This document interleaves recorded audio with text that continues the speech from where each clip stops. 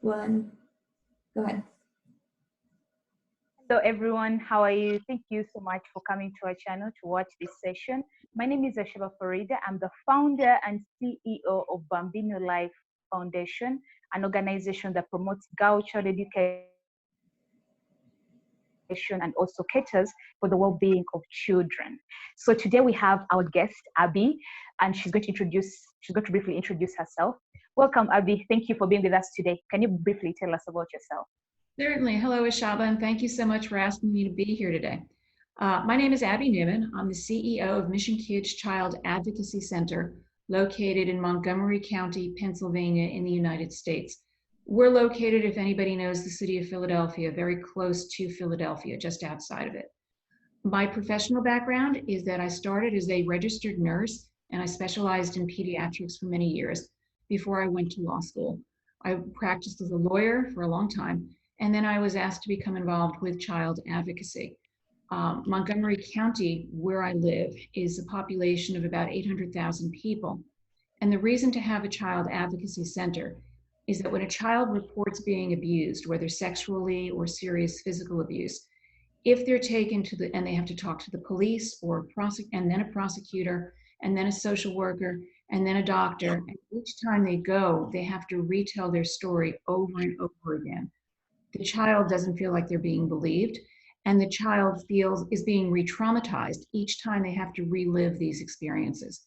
So what a child advocacy center does is that when a child reports abuse to the police or to the social workers or to the prosecutors, then those people will call us and we arrange for a time for the child and the non-offending family members to come to our child center along with all of those investigators for the child abuse. At our center, the child is interviewed one-on-one with an interviewer who's specially trained in speaking with children to ask questions that are age-appropriate and non-leading. So the child can tell their own story in their very own voice, in their own words. But those professionals watch from another room by closed-circuit television. So this way they get the benefits of a live interview with the child, and they get to see the facial expressions and the movements and the credibility without the child feeling like they're interrogated or needing to retell their story each and every time. You have to get all of the agencies in the community to agree to work this way. We started trying to get Mission Kids up and running in 2005, and it took until 2009 until we were actually ready to start seeing children. But since that time in our county, we've seen over 5,000 children. And when we're not shut down for a pandemic and COVID, we see about 600 children per year at our center. What else? Thank you so much. Thank you so much, Abbie. One of the reasons, actually, I would like to introduce our viewers that are listening to us is that Mission Kids is a partner of Bambino Life Foundation. And one of the reasons why this partnership works out perfectly is because throughout our outreaches, we'll be able to hear young girls tell us that, they're being molested by their relatives, they're being molested by their uncles or something like that. But we did not really have anyone who had experience in this particular area. So a partnership came naturally between us and Mission Kids. And the reason why we're here today is we want to talk about the rising cases of child abuse, especially in this lockdown period in the quarantine season. And what we want to talk about exactly today, asking Abbie, is why do you think there's so many rising cases currently in lockdown? And also because we're in lockdown, we're not able to see these children, to know that maybe normally without lockdown, you're able to see a child and maybe see a bruise and maybe see some of the mannerisms of the child, maybe they're withdrawn, and you're able to tell that maybe this child is facing abuse. But in this particular case, we cannot see that, they are within doors. So what can we do, and why are there so many rising cases during this quarantine period? Yeah. Ashaba, you hit on so many really good points in that question. And one thing about the pandemic and child abuse, it's affecting children around the world. And that's because anytime there's a rise in stress, a rise in a recession, or less economic income into a home, stress rises in the home. It's in literature, but I really don't think that you need literature to tell you that if a family is economically stressed, that is going to translate into other kinds of stress. Unfortunately, that stress will sometimes translate into taking it out on the children. there's an expression here that somebody will go to work, they have a bad day at work, what do? They come home and they kick their dog. Unfortunately, sometimes people will take it out on their children in the same way, whether it is physical abuse or sometimes sexual abuse, if that's already going on in the household anyway. When a child goes to school, when we're out and about outside of our homes, all right, on a normal day, children go to school. Adults will go to work. They will go shopping in the community. They'll go about their business. They'll interact with many people in a day, every single hour. And what that means is that there are extra eyes on our children. There are extra eyes on us and how we interact, both good and bad. Suddenly, all of those extra eyes are gone. So you have increased stress in a household combined with no other people outside of the household being able to say, like you said, Ashaba, for physical abuse, they can't see a bruise on a face. They can't see if a child has bruises all over their body. With sexual abuse, a child is so much more limited in who they can tell and who they can speak to.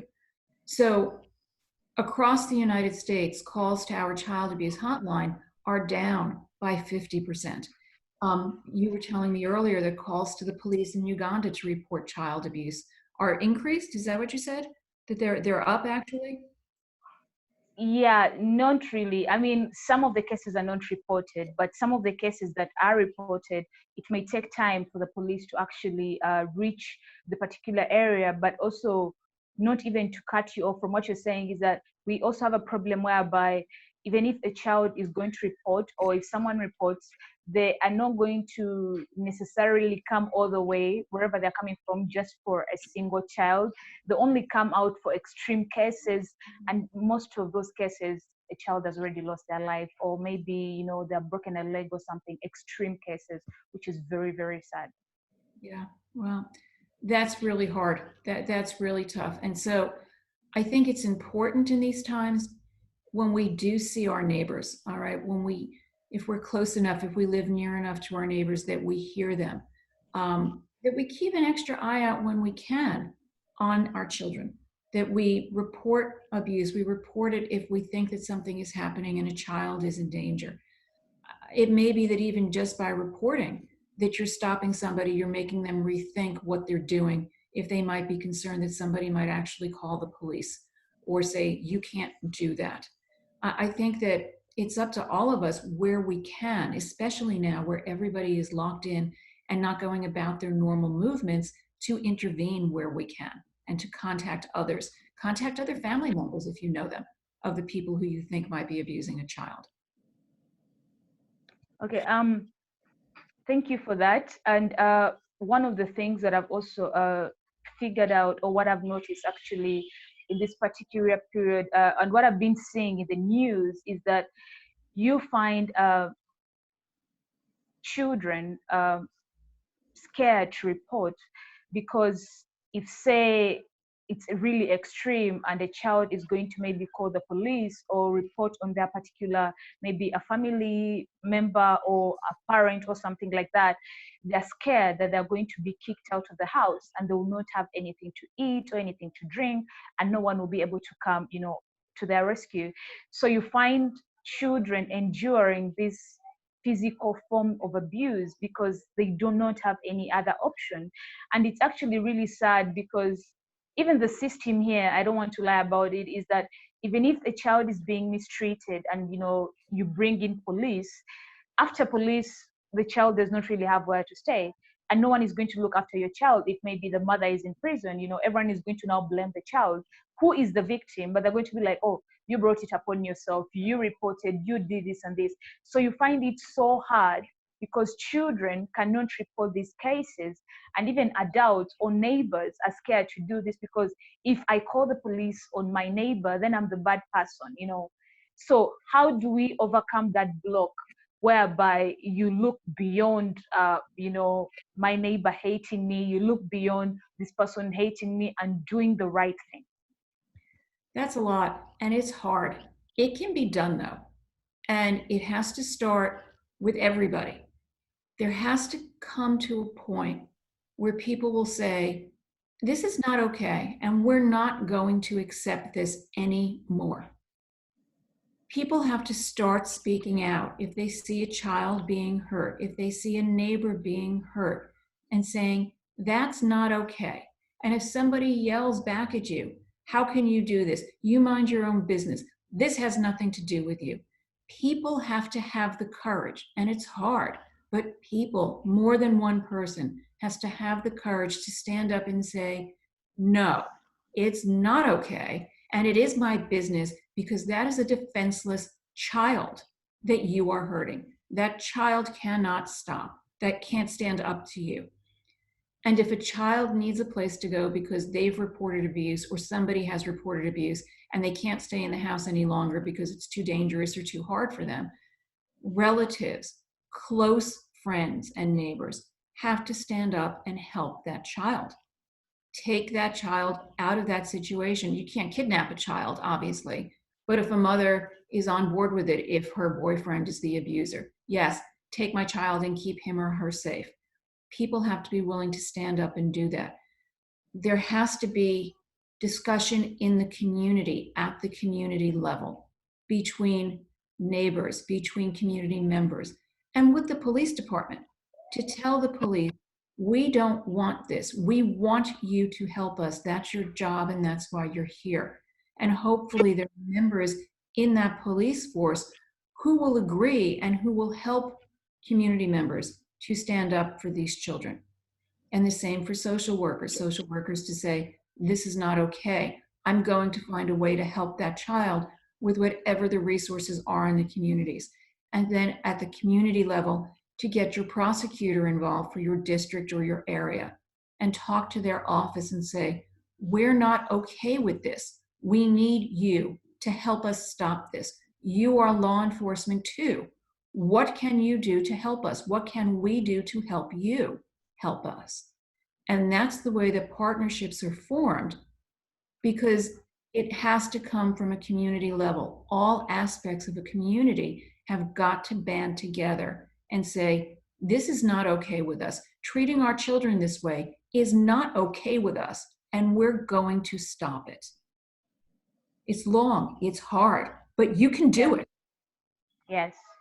I mean, right now, I would like, let us just step away from the host guest questions, and let's now really, really talk and discuss, because there is something that has been bothering me for such a period of time. And I've seen this, and recently actually saw on Daily Mail, I know maybe they have some blow things out of proportion sometimes, but I saw, I think it was 2 stories, and whereby it was a young boy around, I think, 3 years, who was autistic, and he was killed by the boyfriend of the mother, which was really, really sad. And then I saw another story where the young girl was raped by the boyfriend of the mother, and the mother knew about this. And I could not fathom how a parent can let such a thing happen in, you know, in the presence. Maybe you're there, this is your child, you're supposed to protect them, this is your role as a parent, to protect a child, and yet you're there and you're seeing your boyfriend doing this. And I've been asking myself for such a long time, I know it is hard, I don't have children myself, but I know it is hard as a woman who has children to date. It's already hard, we get it, we know no one wants you. Maybe sometimes even the men who come, you don't know if they find out you have kids, they're going to go away and all that stuff. But when do you introduce this man to your children? Do you introduce them just 1 day, 2 weeks? Because I've seen women who introduce men after 1 month, you know, and these men just come and go, come and go, come and go. You know, you introduce your child to like 10 men before, even when they are started, or before they are even ends, and you don't have a problem with that. But you don't know the consequences, because these very men are the men who are abusing your own children in your own house. And these kids are very scared, because sometimes they don't even know what's wrong or right, and they're scared that if they report to the mother is not going to believe it. Can you believe some women think that, you know, their daughters are competing with them? You know, your daughter tells you this and you're like, no, you just don't want this to work out.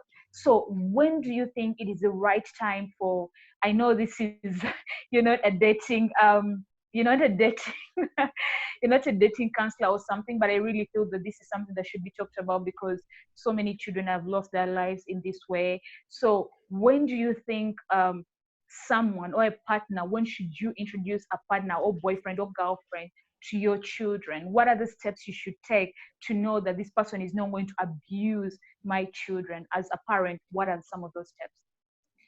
So that's a lot too. And it's hard. I'm going to start with a couple of things, and I'm going to ask all mothers who might be single and dating to take a step back when they think about it. Yeah. You are the very most important person in your child's life, period. That's it. It's you. And as a mother, in my opinion, you owe them the responsibility. It is your highest responsibility and priority to keep your child safe. Now, you're human. You need social interactions. It's okay to have men in your lives and boyfriends and a social life. That's okay, as long as your child comes first. So when then do you introduce a man in your life to your child? It's a lot of different factors in there. But it reminds me of something that I learned when I was a pediatric nurse. And the phrase is, children learn what they live. So think about what it is that your child is learning by how you live. And your children see everything. Don't think your children don't know what's going on, because they know anyway. They see it. They might be quietly watching. They know when they're allowed to ask and when they're not allowed to ask. So you have got to take a step back and remember that phrase.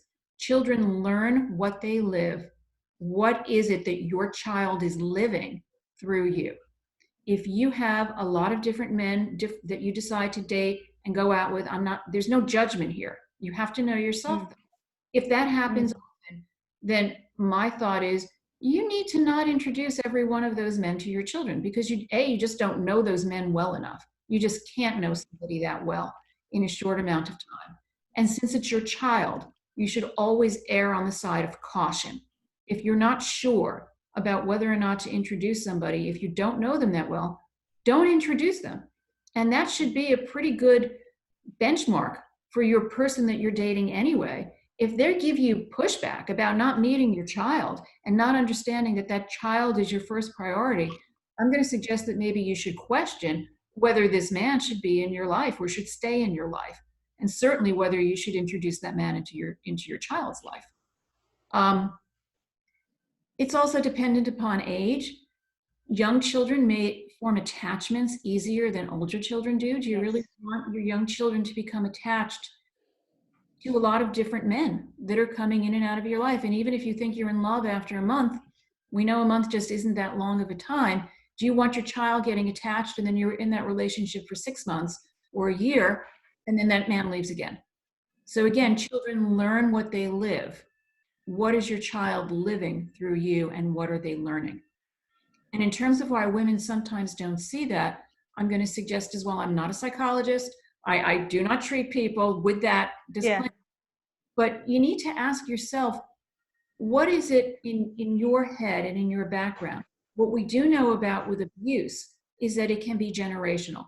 And somebody that's been abused, that's never worked through that, is more likely to have a child who becomes abused, because somehow you think that that's normal because it's what you lived. And you need to take a step back and say, did that happen to me? How do I prevent that from happening to my child, as opposed to having my child relive that? Yeah, I was just talking a lot. Does it make sense what I said? Is it? No, it does. It does. And I actually, when you say that this is not your area or you're not a psychiatrist or something, I think you're actually wrong, because at the end of the day, these children come to you. It's these children that are handled this way that bring these cases, because they become the product of abuse in the end of it all. And I think what people always don't look at when we say abuse, children abuse or child abuse, they always think about physical. They think about you're going to see bruises or maybe sexual, but it's also emotional and mental. There is also that, and people don't look at that. So you have even this kind of case scenario where you find parents are always, quarreling, they're always fighting, they hate each other, they say they're staying together for their children, which they think they're doing their children a favor, which is actually not, because they're bringing this toxicity around the children. And the next thing you know is that children enter these relationships when they grow up, and they think it is okay, to beat a woman up. They think it is okay to talk to a woman this way, or a girl, she thinks it's okay to be abused. She thinks it's okay for her husband to talk to her like that. We actually have cases here whereby you find parents, or the older ladies, telling you that if a man does not beat you, then he doesn't love you, which is actually very wrong. But it's because of what they saw as kids. They saw their parents being beaten, but then they saw their parents stay in marriages, however unhappy they were.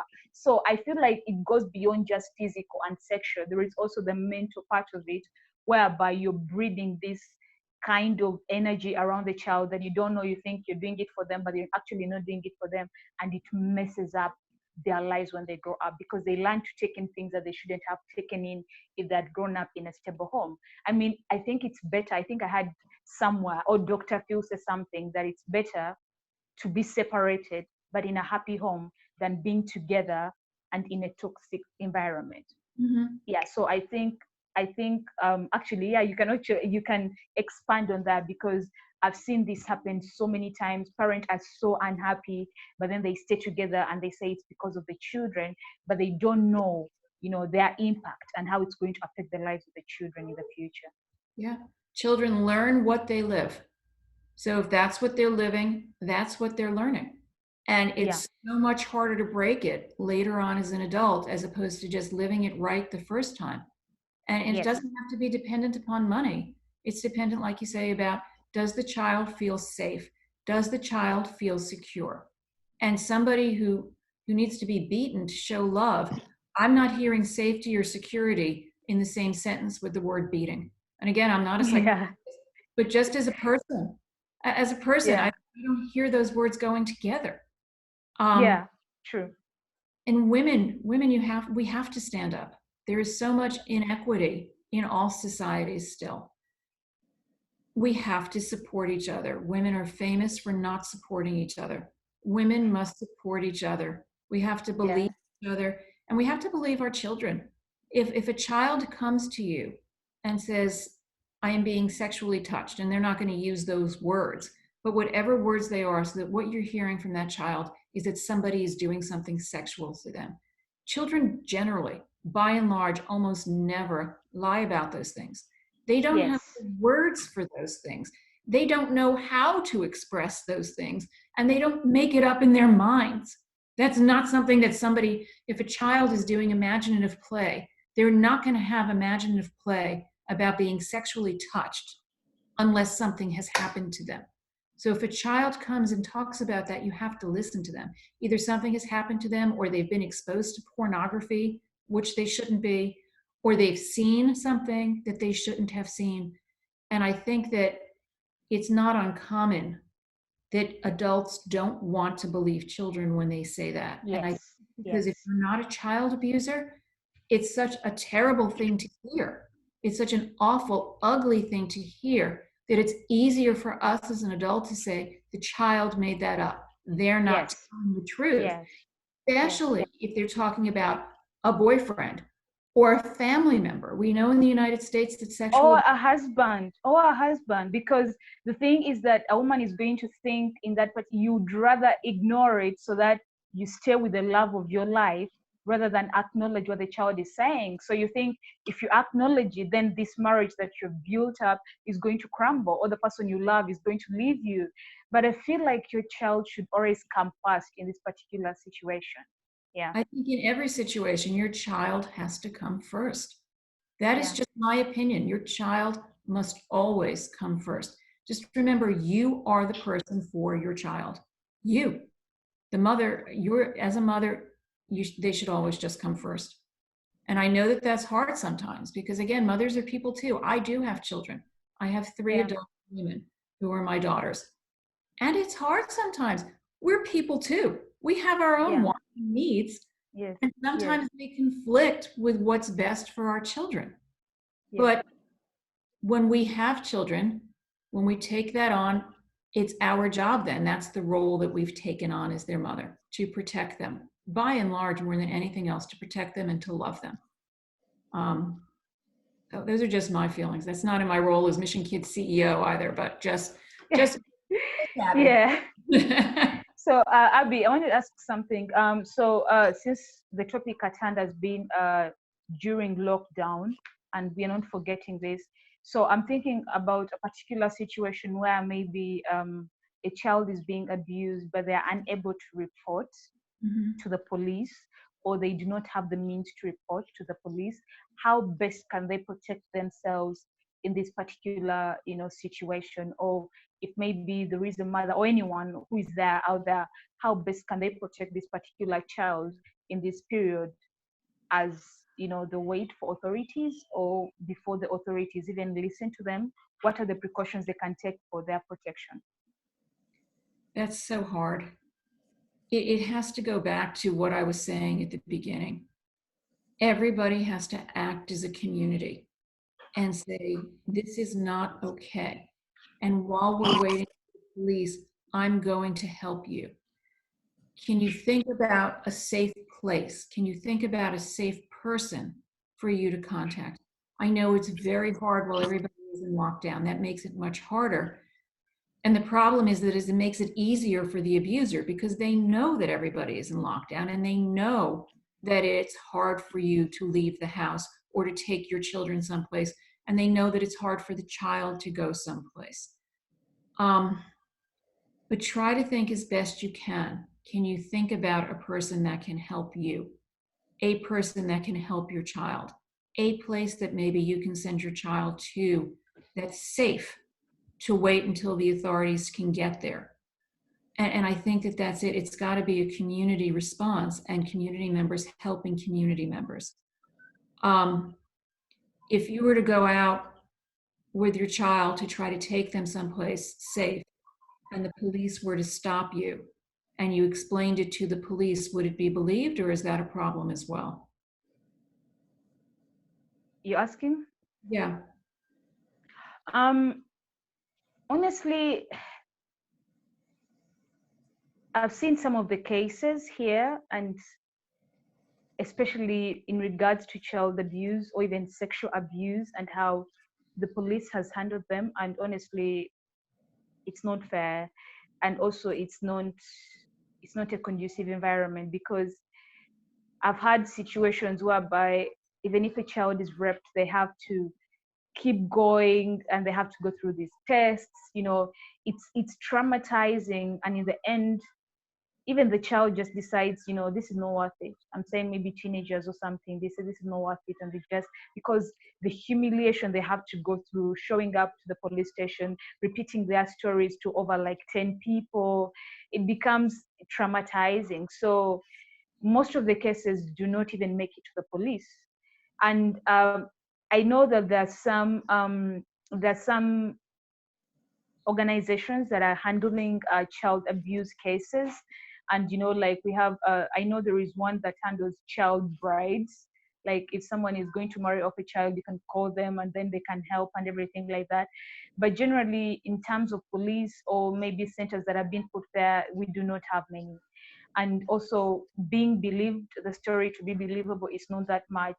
And it's really sad, because normally people tend to believe when it's already too late, when the case is already too extreme. Because when the case breaks the news, then it's really extreme. When you find a child, maybe the leg has been broken off. Recently, I saw yesterday on the news, the man, this lady had children, and this was the boyfriend, and he just killed all the children, and he also killed himself, getting back to the lady, because maybe he thought the lady was cheating. So it's really not a good situation. It's more like, and the reason why I really wanted us to talk about this today is because I want everyone to take it as their responsibility as a community to be able to come in, not just leave it to that family that is going through that. So that is what I've been looking at. And I wanted us to talk more of how can us as a community come together? How can us as a community be able to help with this particular situation? That's exactly it. The community has to come together. It's going to be really hard to do it as a group during the pandemic, because you can't gather in groups, you can't get together, you can't have group meetings. But however you can talk to each other, whether you're out and you stay the 2 meters apart for social distancing when you're allowed out together to talk in that way. If you have computers that you can talk to each other through, or cell phones, and talk to each other and text, you can keep up that way. The thing about living in this day and age is that we're isolated, but we're not as isolated as past generations have been. Ashaba, you and I are in different parts of the world. We're so many hours apart in time, but we're talking to each other and we see each other. There are ways that a community can do this as well. Yeah. Identify community members who are willing to step up and take a leadership role to help organize people together. Identify people in the community already in leadership positions. Is there someone in the police department that will help you and take the side of the community and the children on this and will be willing to stand up to others in the police department? Is there a prosecutor who will help as well and say, this is not right and this is not what the people want? All right.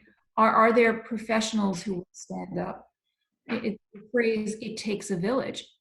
That's exactly it. It takes a village. I can tell you our story at Mission Kids. We're not the only child advocacy center in the United States, but we came about a little bit late. Child advocacy centers started in the 1980s in the United States. And I told you before, Mission Kids didn't open and start seeing children until 2009. But the reason that the prosecutor in our community first started trying to start a child advocacy center was because of a terrible, awful case of 2 children who were being repeatedly raped and molested by their uncles. And their uncles were one of the uncles was a very high profile person. And that suddenly caught a lot of media attention. And there were people that were demonstrating at the courthouse while he was on trial. How dare you arrest him? He was a clergyman. He was a religious figure, very well known in New York, that was coming down to us about 2 hours away and horribly, horribly sexually abusing his niece and nephew. And it was after that case, and it's like you just said, the boy, it happened to him when he was a young child. The abuser was finally coming to trial when the boy was age 17. And they were trying to make a plea deal. And the prosecutor said, do you want me to take this deal? And he just said, will this go away?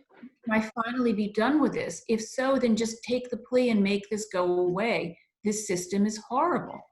And so that's when that prosecutor, when she started leading the movement in our county to start getting police on board and community members on board with the idea of starting a child advocacy center. So that's what I was saying at the beginning. It takes a while, but the community has got to take the first step. You've got to identify somebody. People have to step forward. Okay, I'm not taking this anymore. We're not taking this anymore. This is not allowed in our community. It's not allowed. And I don't know any other way to say it. It's got to be a great effort. Yes, true. I mean, we all have to do our... My sitting in the United States isn't going to do anything. All right. I want to, but it doesn't help. The community has to do it. I'm sorry. Go ahead. I cut you off.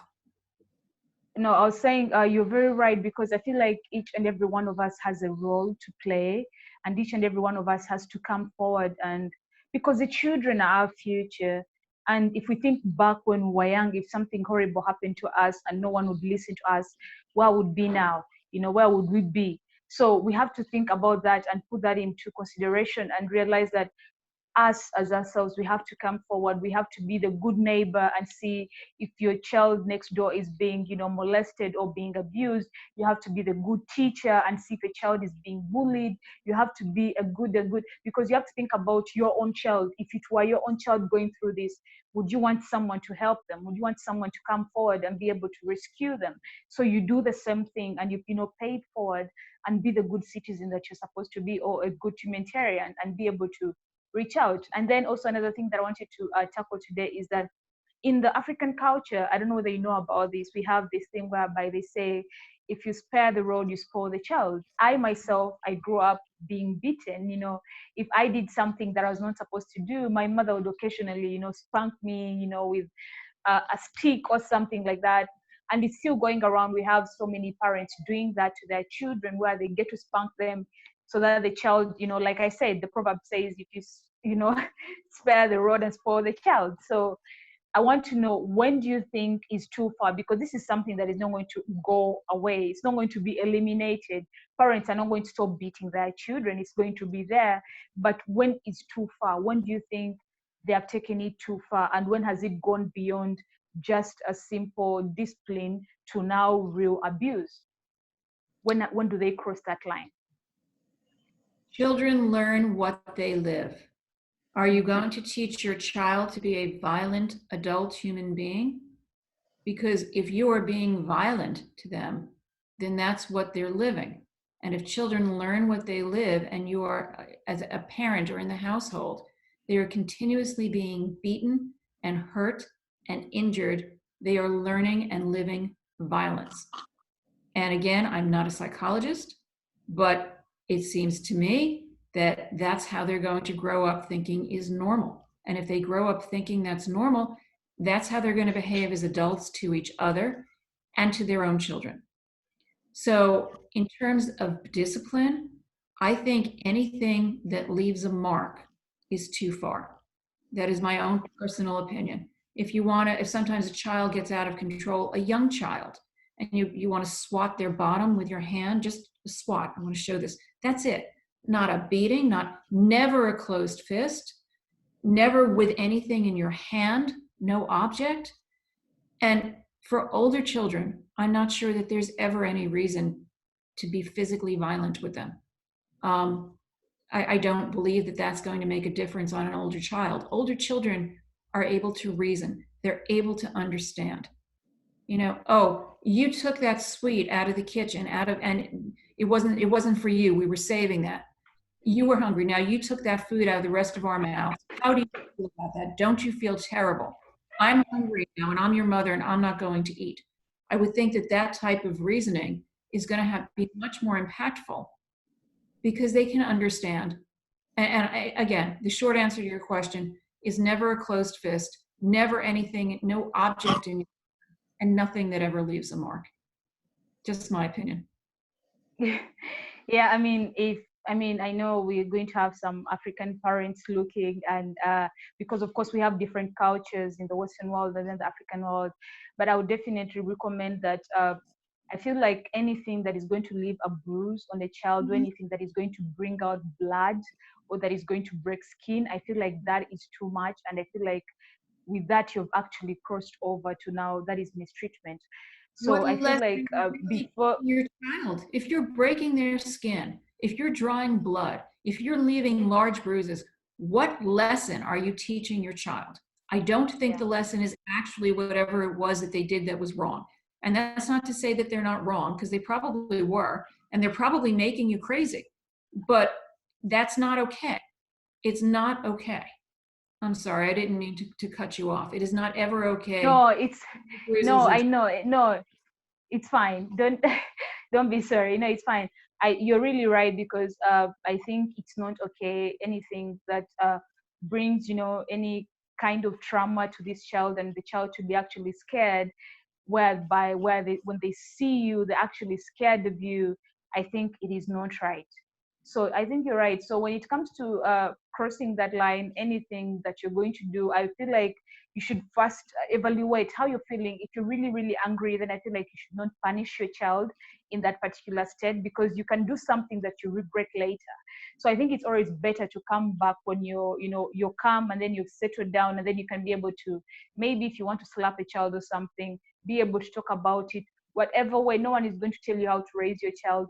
That is your child, but do not cross that line where your own child is scared of you, and where you know that it's going to be a cycle, because this child is going to grow up and think that violence is okay, and it's going to transcend into their normal life, where you find you've raised a boy who's beating up, women, or you've raised a girl. I've had girls who beat up men. You've raised a girl who's beating up a man, who's thinking it's okay because at a young age she was shown that it's okay. And then also I would like to I want to point out, and I want to actually ask, what are some of the signs that a child is being traumatized or is being abused? So there are different signs for physical or sexual abuse. The physical abuse that we were just...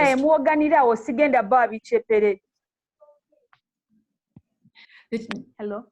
Can you hear me? The children that we were just talking about with physical abuse, Yes. any bruises in unexpected places, cuts, there are certain kinds of fractures, they're called spiral fractures, burn patterns, burns that look like cigarettes that might have been burned into a child's skin, a child saying that somehow they burned a part of their body, or that looked like they might have been come in contact with hot water. Bruises where you wouldn't expect them. Little babies that are bruised should not be bruised, and the excuses that come up with it. So those are the signs of physical abuse. Sexual abuse, the good news and the bad news for children is that it heals very quickly. So if a girl in particular has been raped, there will be signs of it, bruising, bleeding, difficulty walking in the first few days or a week, but then luckily she will heal quickly.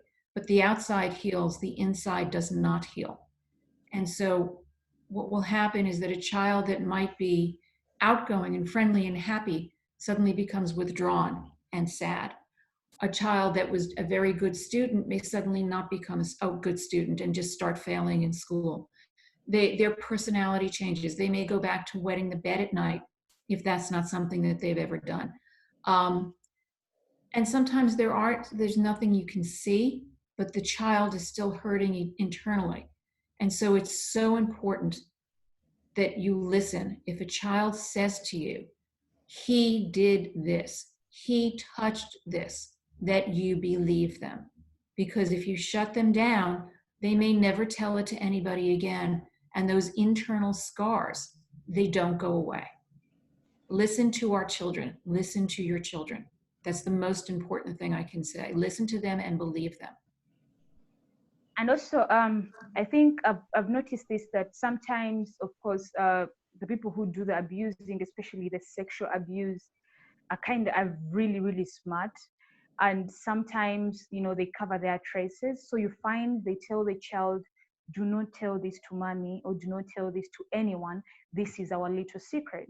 So a child will always, children are actually very, very intelligent. And I think people do not see this. So when a child comes to tell you something, the kind of atmosphere you give them, or even before they say anything, will bring them to open themselves up, or actually to close themselves off. So I feel like as a parent, you do not even have to wait for your child to tell you this. So if you're maybe bathing your child and you see something, maybe like a bruise, or the child is saying, mommy, this part is hurting me, or this, try to investigate, but not in an accusing kind of form of, oh, what happened here? Why did you do this? Or why did you do this? More like, oh, you can use a doll and maybe show where is hurting you, where did they touch you, something as loving, so the child is able to open up genuinely. Because I've read so many times that these people who do this kind of things, they tell children, do not report, this is our little secret, or they bribe the children with maybe sweets. So maybe even looking out for such things whereby you see your child always has sweets, chocolates, this and this, but you didn't give them money. Or they have like dolls, new things, but you did not pay for those things, and they're coming from a certain uncle. She's always saying, oh, uncle is giving me this, uncle is giving me this. I feel like as a responsible parent, you should call this baby on the side and try to find out what actually is really happening beyond just the free things. So yeah, you're entirely correct. The thing about child molesters and abusers is that they are often very manipulative people. Again, the way that our center was started, well, no, not the way our center is started, but one of the reasons that sexual abuse has been brought to the forefront of discussions was a case in Pennsylvania called, I don't know if you heard of it, called the Jerry Sandusky case. And he was a coach at a very well-known university in Pennsylvania that was abusing many, many boys. And he did it within the community. He was on the football team. He was on television nationally. Millions of people knew who he was. And he was actually part of a charity that worked with young boys, so that he had access to these young boys that he could molest, and still be in the community, and he could be alone with them and say, well, I'm just trying to help them, when in fact he was molesting them. Child abusers are manipulative. And just the way that you're saying they can be manipulative in a much more subtle way, like don't tell, and this is our secret, and suddenly a child has money that didn't have money, an adolescent has money, or a cell phone that they never had before. Yeah, follow your gut is the best thing I can say. You know your children. You know if something is wrong. And if you think that somebody might be a problem, even though it's somebody that's well known in the community or a family member, keep your child away from them. That's it. Simple as that. Because if you approach that person, they're going to come up with a story, and they're not going to be violent to you. They'll say, oh, no, you misunderstood. It was just this. It wasn't. I would never hurt your child. Oh, how could you say such a thing about me? Nobody's going to admit it. They're not going to admit it. So follow your gut. Just keep your child away if you can. And if that person right now is in that household with you, do the very best that you can to separate them. Do what you can to put a safety plan in place in the house. And if you can, while everybody is locked down, try to get that child to go live with a relative, with a close friend, with a place where you think that they'll be safe. Because that is what happens. Yes. And I also believe as a parent, you should also start to question, these friendships that your child is making, because a child is very innocent and they're young and they befriend anyone. But I feel like as a parent, you have to come in, and because I know, actually, I'm very, very certain about this, that most African parents do not sit their young girls down and say, do not allow, if someone calls you to their car, don't go, do not talk to strangers, do not do this and this and this. They don't give them this talk. And then you find children befriending. And actually, before even I go to strangers, I've noticed that most of the child abuse cases happen with people we know already in the family. So it's like relatives, it's an uncle, it's an auntie. And also I feel like I should add this, because I think people feel like abuse or sexual abuse is only targeted to young girls, which is not the truth. Also, boys are sexually harassed. You find a boy maybe 18 years or 17 years or whatever age, you find, maybe like a housemaid at home, you find an auntie, anyone is forcing themselves onto this boy, and they're telling them, this is helping you become a man, this is okay, do not report. If you report, you're going to look like a sissy, you're going to become a girl. So I feel like we should, as parents, or parents should be able to see these kind of things and be able to think far. If your child is bringing new toys at home, if your child is bringing new things, you didn't give them the money, you should question them. Where did this dress come from? And if it's always this one uncle, it's always coming from this one person, question them. You do not have to go and confront the person. You have to be smart about this, because it not only goes, the uncle may say, no, I did not do that, or may, like you said, may deny, but then they'll become even more forceful towards your child. They're going to punish your child for telling on them. So how do you protect your child in this entire thing, while reporting the culprit, but at the same time protecting your own child, and also letting your child know that, they are worthy, because most of the children have been abused. They feel like the control has been taken away from them, and they feel like they are not worthy anything. And most of the times they blame themselves. They think they brought it on. If I didn't dress like this, if I didn't sleep like this, if I didn't do this, maybe uncle wouldn't have done this. So, and also don't even forget that we have the victim blaming, which is an entire culture whereby everyone is going to blame the girl. Like, why did you dress like this? You shouldn't have worn something short. They're never going to put that child first. So you find the child's confidence goes away. They no longer believe in themselves. Some of them even think about, killing themselves, suicidal thoughts and everything. Others completely withdraw from their families or from their communities, or even from school, because they don't see any reason to live or to go on. So if a child is being molested or has been molested, what is the advice, or what are some of the steps that a parent should take in helping to restore their confidence back up, and letting them know that they're hard, and I hear you, I care about you, and I love you, and it is not your fault? How should they go about that? Exactly what you just said. I mean, you need to be there for your child. It is such a hard thing for them to do.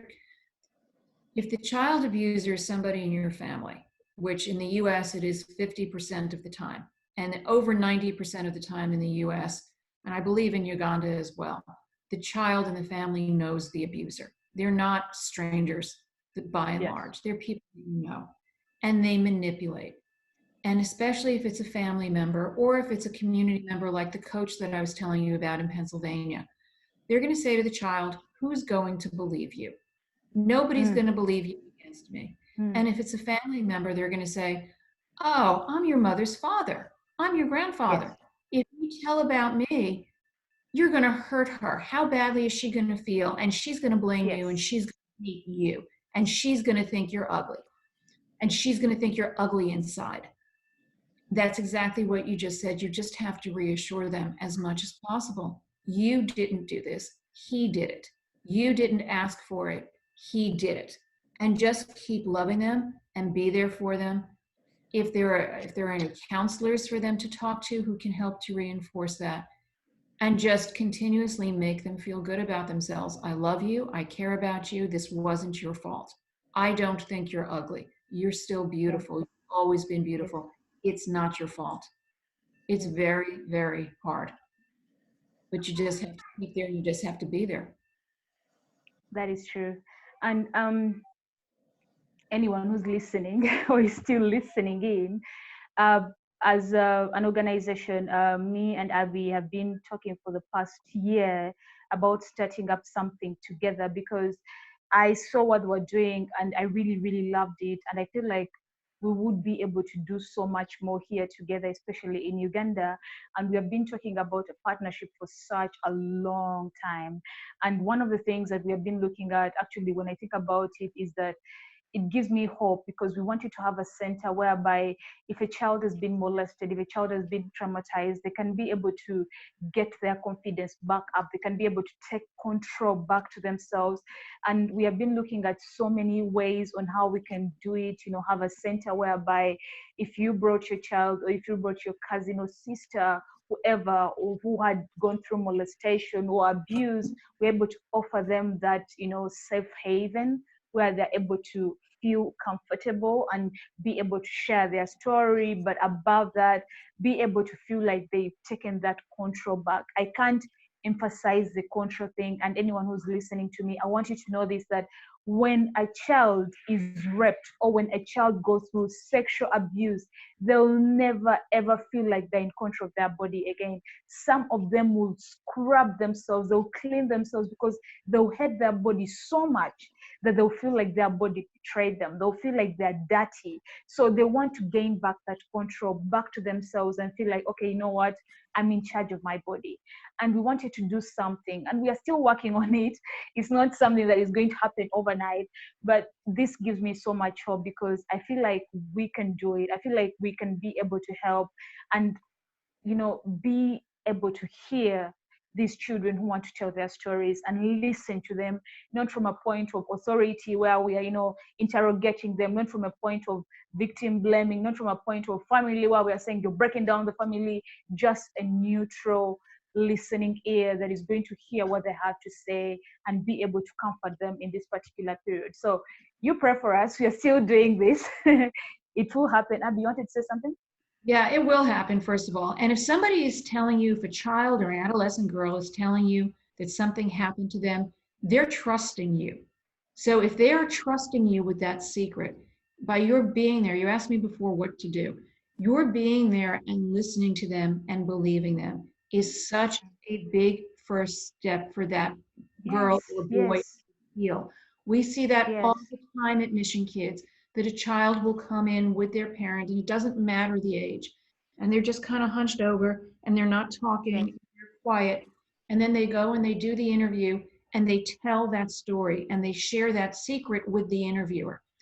And we see them then, and the interviewer is not judgmental, they just listen. That's all that they do, is listen.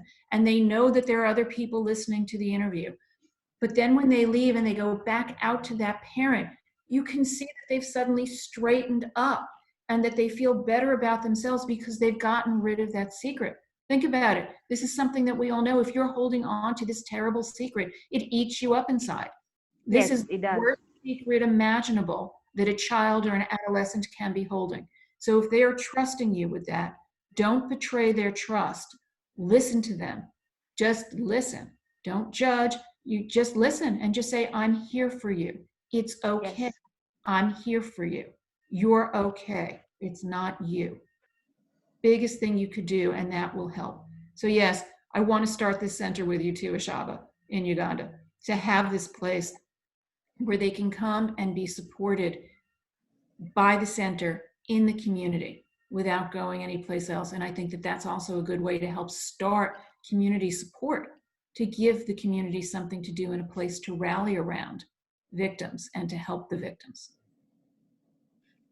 Thank you so much, Abbie. I think our time is up, and thank you so much for being here. I'll also ask you to have a few closing remarks, but at the same time, I just wanted to let everyone know that we shall be having more sessions, because this is a broad topic and you cannot cover it in one day. And what we want to bring to you is that we want you as a person seated in your home watching this video, what can you do? You always have to look at the government, you always have to look at the police. What can you do, and when do you come in? Even just listening to a story is so much more, because you're listening to someone, you're letting them know that it's okay, it's not your fault. That is the first step, like Abbie said. So Abbie, will you give us some closing remarks? And then I can also maybe give one or two, and then we close. Okay. Just closing remarks are, first of all, thank you so much, Ashaba, for having me and speaking to me. Closing remarks are, it takes a village, and children learn what they live. So think about what it is that you're doing, that your children are living and learning, and have that guide you. It takes a village. Watch out for your neighbors. Watch out for other children in your village. Everybody needs to help everybody. And if a child comes to you, no matter what their age, and says something, that somebody did something to them, and it's sexual in nature, believe them. Just believe them. And then worry about what to do. Just listen and believe. And you will immediately start making a difference in somebody's life. That's it. And I hope we could do this again, Ashaba. Thank you. Thank you so much, Abbie. Thank you so much, everyone who's listening in. And yeah, we are closing with, it takes a village to raise a child. So we all have our own personal, roles in this. We have to come together, and we have to know when to step in and when to report. But above all, when you see a child, imagine if it were your child going through that. Would you want you as an adult to just ignore it, or would you want to step in, or would you want someone to be able to listen to that child? Think about that whenever you're making these decisions. If it were your child, what would you do, and be able to do that? And also, one of the things that I want to talk about, my greatest actually worry, or what has been eating me up, is parents who are dating when you have children. When do you introduce this man to your child? Do not be quick to introduce a man to your child. I know everyone wants a happy marriage, you want a happy family, but think about your children first, because these very men that you're introducing your child to are the very men that are raping your children. And when your children report to you, do not believe them. Always believe your child first. If it turns out the child was maybe reporting for attention, you'll find out that later. But in the beginning, that is not important. Always believe your child first and let the others follow. Thank you so much, Abbie, for being here with us. We are sorry the live wouldn't go through, but we are happy to have you. Thank you so much. Bye. Bye. Michelle?